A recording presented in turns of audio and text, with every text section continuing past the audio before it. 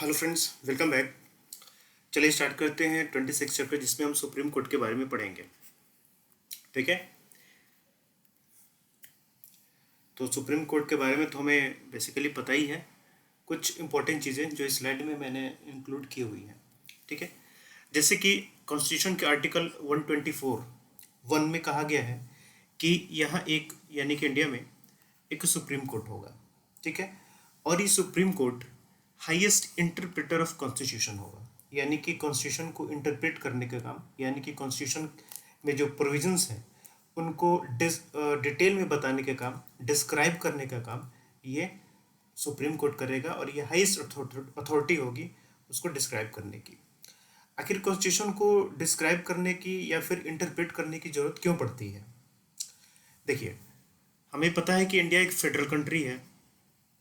तो फेडरल का मतलब ये हुआ कि यहाँ पर कई सारे एडमिनिस्ट्रेटिव यूनिट्स हैं, या पॉलिटिकल यूनिट्स भी आप जिसको कह सकते हैं, यानी कि यहाँ पर कई सारे स्टेट्स भी हैं और यहाँ पर यूनियन गवर्नमेंट भी है। ठीक है, यानी कि जिसको सेंट्रल गवर्नमेंट भी कहते हैं। अब ये क्या है कि स्टेट गवर्नमेंट और यूनियन गवर्नमेंट के अपने अपने कार्य क्षेत्र हैं, अपने अपने एरिया हैं, या एडमिनिस्ट्रेटिव सब्जेक्ट्स हैं जिस पर वो कानून बना सकती हैं। ठीक है, अब क्या है कि हमारे कॉन्स्टिट्यूशन के अंदर जो प्रोविजंस हैं, जो कॉन्स्टिट्यूशन में लिखा गया है, ये काफ़ी कॉम्प्लेक्स है, यानी कि लैंग्वेज जो है इसकी काफ़ी कॉम्प्लेक्स है, इसको समझना काफ़ी मुश्किल काम है। तो अब यहाँ पर सिचुएशन ये होती है कि एक ही प्रोविज़न को यहाँ पर स्टेट अपने हिसाब से इंटरप्रेट करता है और यूनियन गवर्नमेंट अपने हिसाब से इंटरप्रेट करती है। ठीक है, आपको आए दिन काफ़ी ये समझ में आता होगा, कई सारे केसेस जाते हैं सुप्रीम कोर्ट में स्टेट और यूनियन गवर्नमेंट्स रिगार्डेड। जैसे कि अगर एग्जांपल की हम बात करें तो हमें पता है कि अभी सीए एक्ट आया हुआ था, ये 2019। ठीक है, जो सिटीजनशिप अमेंडमेंट एक्ट था 2019। तो अब देखिए यहाँ पर क्या है कि एक्चुअली सिटीजनशिप से रिलेटेड तो कानून बनाने का अधिकार सिर्फ यूनियन गवर्नमेंट का है, स्टेट का इसमें तो कोई पावर ही नहीं है। लेकिन फिर भी आप देखेंगे कि कुछ स्टेट्स ऐसे हैं जो अपने लेजिस्लेचर में ये पारित कर रहे हैं, लॉ एक्ट बना रहे हैं कि वो अपने यहाँ इस एक्ट को लागू नहीं करेंगे। ठीक है, तो अब बताइए कि एक सिटीजनशिप के मैटर पर ये दोनों लोग काम कर रहे हैं, लेकिन हमें आज ये पता है कि यूनियन गवर्नमेंट का एक्सक्लूसिव राइट है इस पर, तो स्टेट गवर्नमेंट का कोई अधिकार ही नहीं है सिटीजनशिप पर लॉ बनाने का। तो फिर ये स्टेट्स जो हैं अपने यहाँ लेजिस्लेचर में ये पारित कर रही हैं कि वो इसको इम्प्लीमेंट नहीं करेंगे अपने स्टेट में, इसका क्या मतलब है? ये सीधा ही सीधा अनकॉन्स्टिट्यूशनल है। तो यहाँ पर यही चीज़ है कि कई स्टेट्स को ये समझ में आता है कि वो ऐसा कर सकते हैं या फिर पारित नहीं कर सकते हैं, पारित करके अपने यहाँ इस चीज़ को रोक सकते हैं। ठीक है, तो सेम चीज़ पर सेम टॉपिक पर दोनों लोग अपना अपना व्यू देने लगते हैं। तो इस चीज़ को लेके काफ़ी कॉम्प्लेक्सिटी आती है। इस वजह से जो कॉन्स्टिट्यूशन के प्रोविजंस हैं उनको डिस्क्राइब करने का और ये क्लियर बताने का कि एक्चुअली इस प्रोविज़न में क्या लिखा गया है, ये काम सुप्रीम कोर्ट को दिया गया है। इसलिए सुप्रीम कोर्ट यहाँ पर हाईएस्ट इंटरप्रेटर ऑफ कॉन्स्टिट्यूशन कहलाती है। ठीक है, ताकि दोनों जो भी यूनिट्स हैं हमारे यहाँ फेडरल कंट्री में, इनके बीच में किसी तरीके का डिस्प्यूट ना हो पाए। ठीक है, अब फंक्शंस की हम बात करते हैं। तो सबसे पहले प्रोटेक्टर ऑफ फंडामेंटल राइट्स। देखिए क्या होता है कि यहाँ दो तरीके की चीज़ें आज कभी आप पढ़ते होंगे तो सुप्रीम कोर्ट के मैटर में आता होगा कि एक होता है ओरिजिनल जुडिक्शन और एक होता है एक्सक्लूसिव जुडिक्शन। ठीक है, इन दोनों में फ़र्क ये होता है कि जो ओरिजिनल जुडिक्शन हुआ, इसमें अगर आप क्या है कि सुप्रीम कोर्ट के पास पहले जा सकते हैं, यानी कि फर्स्ट इंस्टेंस में, फर्स्ट बार में आप सुप्रीम कोर्ट के पास जा सकते हैं। ठीक है, एक्सक्लूसिव में क्या होता है कि आप ओनली सुप्रीम कोर्ट के पास ही जाएंगे। ठीक है, जैसे समझिए protector of fundamental rights, fundamental right को प्रोटेक्ट करने का अधिकार सुप्रीम कोर्ट को भी है और हमारे हाई कोर्ट को भी है। ठीक है, सुप्रीम कोर्ट को भी है एंड जो भी हाई कोर्ट्स होती हैं उनको भी है। तो यहाँ पर दोनों के पास अधिकार है, लेकिन यहाँ पर सुप्रीम कोर्ट के पास ओरिजिनल जुडिक्शन है। तो ओरिजिनल जुरिडिक्शन का मतलब ये होता है कि अगर आपके फंडामेंटल राइट का वियोलेशन होता है तो जरूरी नहीं है कि आप हाई कोर्ट में जाए, आप डायरेक्ट सुप्रीम कोर्ट में भी जा सकते हैं। ठीक है, नॉर्मल जो केसेस होते हैं उसमें आप डायरेक्ट सुप्रीम कोर्ट में नहीं जा सकते। ठीक है, नॉर्मल जो केसेस हैं उसमें आप डायरेक्ट सुप्रीम कोर्ट में नहीं जा सकते। आप या तो अपने डिस्ट्रिक्ट कोर्ट में जाएंगे, जो आपके यहाँ कोर्ट होती है, अ, उसके पास जाएंगे, या फिर हाई कोर्ट के पास जाएंगे। आप डायरेक्ट सुप्रीम कोर्ट में नहीं जा सकते। लेकिन फंडामेंटल राइट्स का वियोलेशन होता है तो आप डायरेक्ट सुप्रीम कोर्ट में जा सकते हैं। ठीक है, तो ये हो गया ओरिजिनल जुडिक्शन। एक्सक्लूसिव का मतलब होता है कि आप केवल और केवल सुप्रीम कोर्ट में ही जाएंगे, यानी कि उससे रिलेटेड मामले जो है केवल और केवल सुप्रीम कोर्ट ही निपटा सकता है, बाकी हाई कोर्ट्स वगैरह नहीं निपटा सकते। ठीक है, तो इन दोनों का मतलब ये हुआ। तो खैर, फंडामेंटल राइट्स के मामले में सुप्रीम कोर्ट का ओरिजिनल जुडिक्शन है, एक्सक्लूसिव जुडिक्शन नहीं है, क्योंकि आप सुप्रीम कोर्ट के अलावा हाई कोर्ट में भी जा सकते हैं। ठीक है, तो इस चीज़ को ध्यान में रखिएगा। सुप्रीम कोर्ट का एपलेट जुडिक्शन। अब आपको पता है कि हमारी यहाँ इंटीग्रेटेड जुडिशरी है, यानी कि सबसे बॉटम पर हमें मिलता है सिविल कोर्ट, इससे ऊपर सेशन कोर्ट होते हैं, इसके बाद हर डिस्ट्रिक्ट में डिस्ट्रिक्ट कोर्ट होते हैं, उसके ऊपर उस स्टेट की अपनी हाई कोर्ट होती है, और उसके बाद हाई कोर्ट के बाद यूनियन लेवल पर सुप्रीम कोर्ट होता है। ठीक है, तो अब यहाँ पर क्या होता है कि आप सुप्रीम कोर्ट में जाते हैं कब? हाई कोर्ट के अगेंस्ट जब अपील करना होता है तो आप सुप्रीम कोर्ट में जाते हैं। ठीक, तो यहाँ पर सुप्रीम कोर्ट के पास यहाँ पर अपीलेट जुडिक्शन भी होता है। अब ये अपीलेट जुडिक्शन जो होता है इसके भी अलग अलग तरीके हैं। अब ऐसा नहीं है कि कोई भी केस हो आपके अगेंस्ट, अगर हाई कोर्ट के अगेंस्ट आपको सुप्रीम कोर्ट में जाना है तो आप जा सकते हैं, ऐसा नहीं है। यहाँ पर भी कुछ रिस्ट्रिक्शंस हैं या रूल्स हैं। ठीक है, तो वो भी हम देखेंगे भी आगे। इसके अलावा एडवाइजरी जुडिक्शन, यहाँ पर प्रेसिडेंट, ठीक है, प्रेसिडेंट के पास ये अधिकार होता है कि वो अगर कोई भी किसी रूल से या फिर कोई एक्ट से, यानी लीगल इशू आता है सुप्रीम कोर्ट के पास, सॉरी प्रेसिडेंट के पास, तो उन लीगल इश्यूज पर प्रेसिडेंट को ये अधिकार होता है कि वो सुप्रीम कोर्ट से राय ले सकता है, यानी कि उनसे एडवाइस ले सकता है। ठीक है, तो यहाँ पर सुप्रीम कोर्ट का अधिकार है कि वो प्रेसिडेंट को एडवाइस दे सकते हैं, लेकिन ऐसा एडवाइस प्रेसिडेंट के लिए कोई ऑब्लिगेटरी नहीं होता है। यानी कि अगर ये एडवाइस सुप्रीम कोर्ट ने दिया तो उस एडवाइस को प्रेसिडेंट माने ही, ऐसा कोई मैंडेटरी नहीं है। ठीक है, तो ये एक एडवाइजरी जुडिक्शन हो गया सुप्रीम कोर्ट का।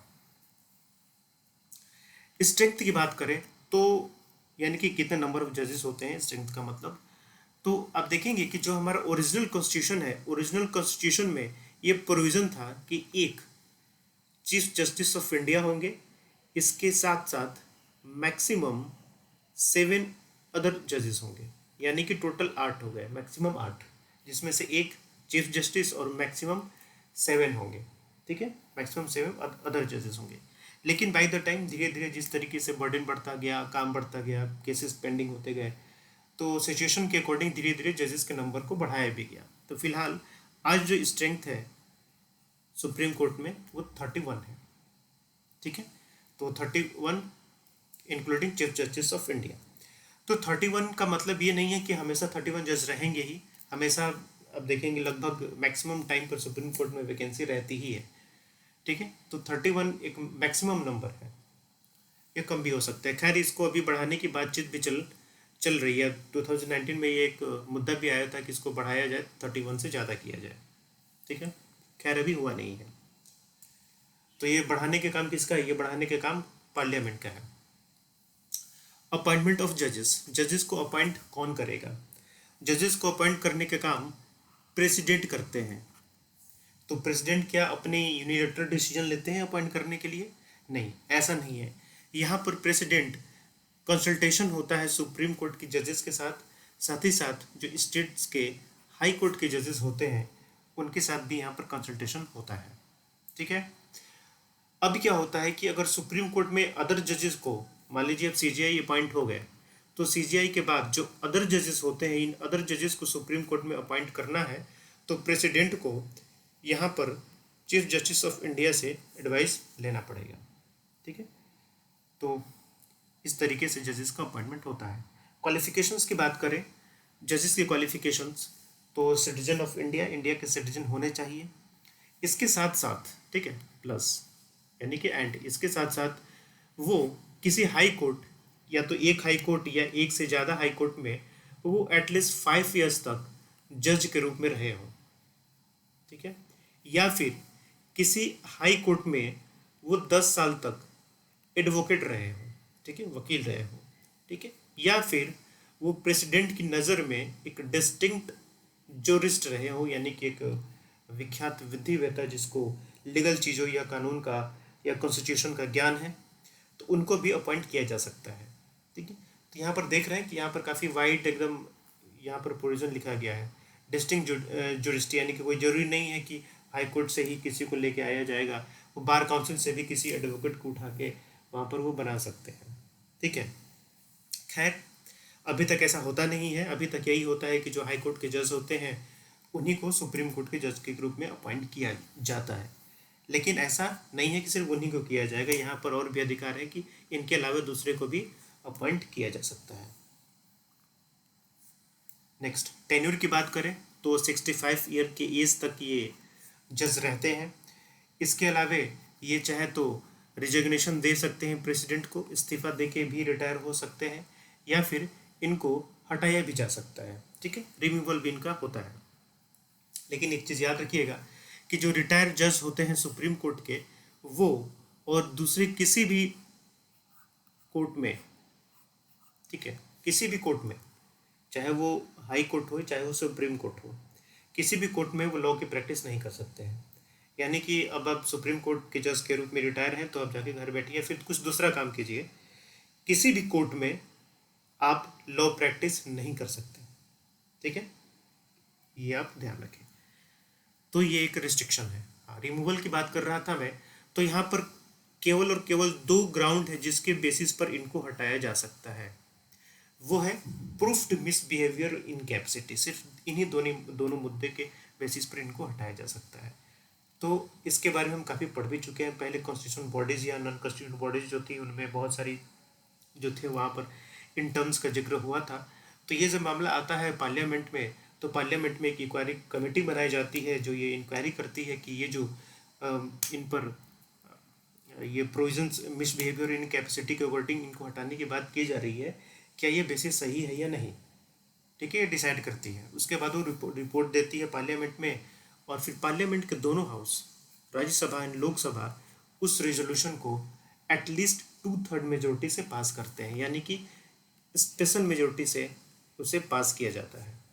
ठीक है, अगर स्पेशल मेजोरिटी से वो पास हो गया तो फिर यहाँ पर सुप्रीम कोर्ट और हाई कोर्ट के जज रिमूव कर दिए जाते हैं। ध्यान रखिएगा, सुप्रीम कोर्ट और हाई कोर्ट दोनों के जज को हटाने का यही प्रोसीजर है। ठीक है, ऐसा नहीं है कि सिर्फ सुप्रीम कोर्ट का है, हाई कोर्ट के भी जज को हटाने का यही प्रोसीजर है। चलिए, एडहॉक जजेस होते हैं। ये एडहॉक जजेस जो होते हैं ये टेम्पररी जजेस होते हैं। ठीक है, ये परमानेंट नहीं होते। तो एडहॉक जजेस की जरूरत क्यों पड़ती है? मान लीजिए कि सुप्रीम कोर्ट में जजों का स्ट्रेंथ उतना नहीं है कि किसी कार्रवाई और किसी को आगे बढ़ाया जा सके या सेशन कोर्ट के सेशन को आगे चलाया जा सके। ठीक है, तो इसलिए क्या होता है कि फिर दूसरे जजों को लाया जाता है बाहर से, जो कि परमानेंट जज नहीं होते हैं। जैसे कि कभी कभी क्या होता है, जो रिटायर्ड सुप्रीम कोर्ट के जज होते हैं, कभी कभी उनको लाया जाता है। तो अब वो एक्चुअली अब जज नहीं है क्योंकि वो रिटायर हो चुके हैं, लेकिन अब चूंकि हमारे यहाँ स्ट्रेंथ नहीं है सुप्रीम कोर्ट में काम करने के लिए, तो इसलिए इन जजों को एडहॉक बेसिस पर, टेम्पररी बेसिस पर लाया जाता है। तो ये लाने का काम कौन करता है? ये काम करता है चीफ जस्टिस ऑफ इंडिया।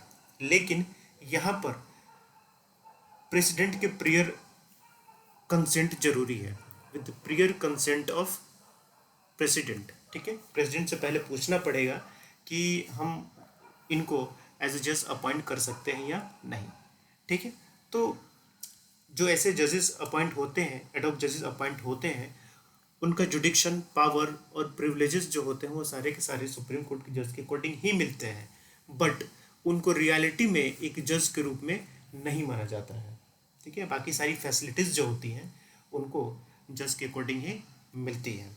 ठीक है।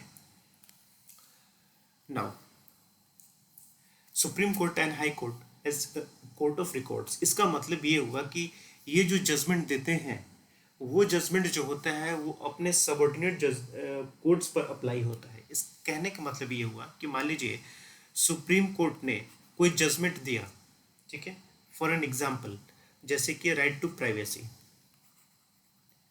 Right to privacy supreme court ने कह दिया कि राइट टू प्राइवेसी एक क्या है, फंडामेंटल राइट है। तो अब सुप्रीम कोर्ट के अंदर जितने भी कोर्ट्स हैं, यानी कि जितने भी हाई कोर्ट्स हैं, जितने भी सेशन कोर्ट्स हैं, डिस्ट्रिक्ट कोर्ट हैं, जितने भी आपको सिविल कोर्ट्स हैं, ईच एंड एवरीथिंग, चाहे वो लोक अदालत हो या फिर कोई स्पेशल कोर्ट्स हो, चाहे वो ग्राम न्यायालय हो, ईच एंड एवरी, वो सभी, अब ये सभी उनके ऊपर सारे के सारे कोर्ट के ऊपर ये निश्चित हो जाएगा कि फंडामेंटल राइट के अंदर ही राइट टू प्राइवेसी आती है। ठीक है। उसी तरीके से हाई कोर्ट्स हैं, तो जिस स्टेट में हाई कोर्ट ने कोई स्टेटमेंट दे दिया, अब वो स्टेटमेंट उस स्टेट के जितने भी कोर्ट होंगे उन सब पूरा अप्लाई होगा। ठीक है। तो इसको हम कहते हैं court of record. Seat of supreme court, supreme court का जो मेन सीट है वो दिल्ली में है, दिल्ली में सुप्रीम कोर्ट बैठती है। लेकिन इसके अलावे सुप्रीम कोर्ट कहीं और भी बैठ सकती है, इसके और भी ब्रांचेस हो सकते हैं। तो ये ब्रांचेस कौन खोलेगा, ये खोले जाते हैं चीफ जस्टिस ऑफ इंडिया के द्वारा। लेकिन ऐसा करने से पहले इनको प्रेसिडेंट से कंसल्टेशन लेना पड़ेगा, प्रेसिडेंट से पूछना पड़ेगा कि मैं दिल्ली के अलावे और भी जगहों पर सुप्रीम कोर्ट के ब्रांचेस को खोलना चाहता हूँ। ठीक है। चलिए, ओरिजिनल जुडिक्शन, ओरिजिनल जुडिक्शन के बारे में मैंने आपको बताया था कि ओरिजिनल जुडिक्शन का मतलब ये होता है कि आप पहली बार यानी कि फर्स्ट इंस्टेंस में ही, शुरू में ही सुप्रीम कोर्ट में जा सकते हैं। ठीक है। तो जैसे कि मैंने बताया था कि फंडामेंटल राइट्स कानून हो रहा हो तो आप उसके केस में ओरिजिनल जुडिक्शन में जा सकते हैं। ठीक है। जैसे कि इसके अलावा गवर्नमेंट ऑफ इंडिया या फिर किसी स्टेट के बीच में कोई डिस्प्यूट आ गया, ठीक है, किसी स्टेट का दूसरे स्टेट के बीच में कोई इशू आ गया, ठीक है, तो इस केस में भी आप पहले जो यहाँ पर सुप्रीम कोर्ट में पहुँच सकते हैं। तो इस केस में और एक चीज़ समझिए कि अगर गवर्नमेंट ऑफ इंडिया या किसी स्टेट के बीच में कोई डिस्प्यूट हो या फिर दो या दो से ज़्यादा स्टेट्स के बीच में डिस्प्यूट हो, तो ये जो जुडिक्शन है ये ओरिजिनल भी है और ये एक्सक्लूसिव भी है। यानी कि पहले आप सुप्रीम कोर्ट में जाएंगे और केवल सुप्रीम कोर्ट में जाएंगे। तो ओरिजिनल एंड एक्सक्लूसिव। ठीक है। गवर्नमेंट ऑफ इंडिया या एक या ज़्यादा स्टेट्स के बीच में कोई डिस्प्यूट हो या फिर गवर्नमेंट ऑफ इंडिया एक तरफ और एक कोई स्टेट इसके तरफ और दूसरी तरफ कई सारे स्टेट हो या फिर डिफरेंट स्टेट्स के बीच में कोई इशू हो, तो केवल यहाँ पर आप सुप्रीम कोर्ट में ही जाएंगे। तो इस केस में सुप्रीम कोर्ट के पास original as well as exclusive jurisdiction है। ठीक है। चलिए, अपलेट जुडिक्शन के बारे में मैंने पहले आपको कहा था कि थोड़ा सा यहाँ पर देखेंगे, कुछ रिस्ट्रिक्शन है। ठीक है। तो अपलेट जुडिक्शन में हमें पता है कि हाई कोर्ट के अगेंस्ट हम अप्लाई करते हैं यहाँ पर। तो वो मामले किसी भी तरीके के हो सकते हैं, या तो क्रिमिनल केसेस से रिलेटेड हो या फिर सिविल केसेस से रिलेटेड हो या फिर कॉन्स्टिट्यूशन से रिलेटेड हो। कॉन्स्टिट्यूशन से रिलेटेड होने का मतलब ये है कि हो सकता है उस केस में किसी ऐसी प्रोविज़न की बात की गई हो जिसको डिस्क्राइब करना ज़रूरी हो। ठीक है। और वो काम सिर्फ सुप्रीम कोर्ट ही कर सकता है। अगर ऐसा इशू है तो वहाँ पर इन सारे केसेस में सुप्रीम कोर्ट के पास अपलेट जुडिक्शन होता है। ठीक है। तो अब क्या है कि हम कैसे सुप्रीम कोर्ट में पहुँचेंगे हाई कोर्ट के अगेंस्ट। देखिए, इसके कुछ, अगर हाई कोर्ट ये सर्टिफाई करता है, यानी कि आपको सर्टिफिकेट देता है, आपको ऑथोराइज कर देता है कि हाँ ये ऐसा केस है जिसमें कुछ ऐसी लीगल चीज़ें हैं जिसको डिस्क्राइब करने की ज़रूरत हो जो सुप्रीम कोर्ट ही डिस्क्राइब कर सकता है, तब वैसे केसेस में हाई कोर्ट उस केस को सर्टिफाई करेगा कि ठीक है आप इस केस को लेके सुप्रीम कोर्ट में जा सकते हैं। ठीक है। तो ये एक अपलेट तरीका हो गया जिस तरीके से हाई कोर्ट आपको सर्टिफाई करेगा सुप्रीम कोर्ट में जाने का। ठीक है। ये एक तरीका हो गया। इसके अलावा कभी कभी क्या होता है कि हाई कोर्ट डेथ सेंटेंस देता है, यानी कि मौत की सज़ा। तो जब डेथ सेंटेंस होता है तब यहाँ पर आप सुप्रीम कोर्ट में अपलेट के तौर पे अगेंस्ट हाई कोर्ट के अगेंस्ट जा सकते हैं, ठीक है।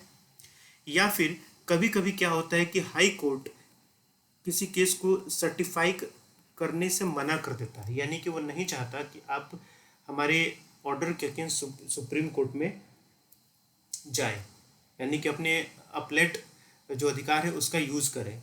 तो इस केस में अब क्या है कि आप सुप्रीम कोर्ट में नहीं जा सकते। लेकिन सुप्रीम कोर्ट में अगर आपने अपने अपना पिटिशन दिया हुआ है, अपना केस दिया हुआ है, तो अगर सुप्रीम कोर्ट को ये ऐसा लगता है कि ये केस ऐसा है जिसे मुझे सुनना चाहिए, कुछ ऐसे इसमें प्रोविजंस हैं जो काफ़ी इम्पोर्टेंट हैं, तो यहाँ पर सुप्रीम कोर्ट जो है उस केस को अपने आप मंगा सकता है, ठीक है। तो यहाँ पर डिस्क्रिशन है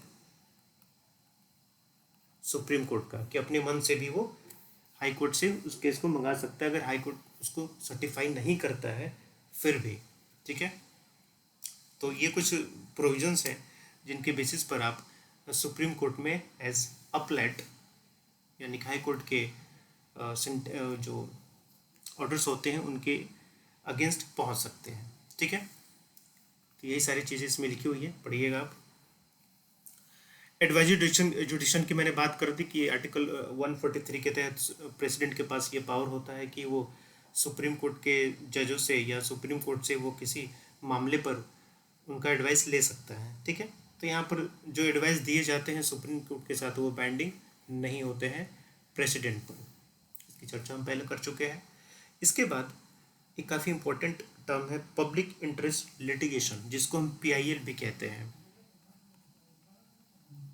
इसको शुरू किया गया PN भगवती के द्वारा करीब 1980s में, ठीक है, पब्लिक इंटरेस्ट लिटिगेशन के द्वारा। तो एक्चुअली पब्लिक इंटरेस्ट लिटिगेशन क्या होता है कि अगर किसी के अधिकारों का हनन हो रहा है, किसी के राइट्स का हनन हो गया हो, तो उसके बिहाफ पर कोई दूसरे लोग जा सकते हैं। मान लीजिए जैसे कि चाइल्ड राइट्स हैं, चाइल्ड राइट्स का अगर हनन हो रहा हो तो इसके बिहाफ पर दूसरे लोग, कोई NGO हो सकती है या कोई ऐसी संस्था हो सकती है या कोई दूसरे लोग भी हो सकते हैं, वो सुप्रीम कोर्ट में पहुंच सकते हैं। तो इस प्रोविज़न को हम PIL के नाम से जानते हैं, ठीक है।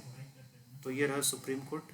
चलिए अब मिलते हैं हम नेक्स्ट चैप्टर में। आई थिंक नेक्स्ट चैप्टर हमें जुडिशियल रिव्यू से रिलेटेड है। Thank you, best of luck.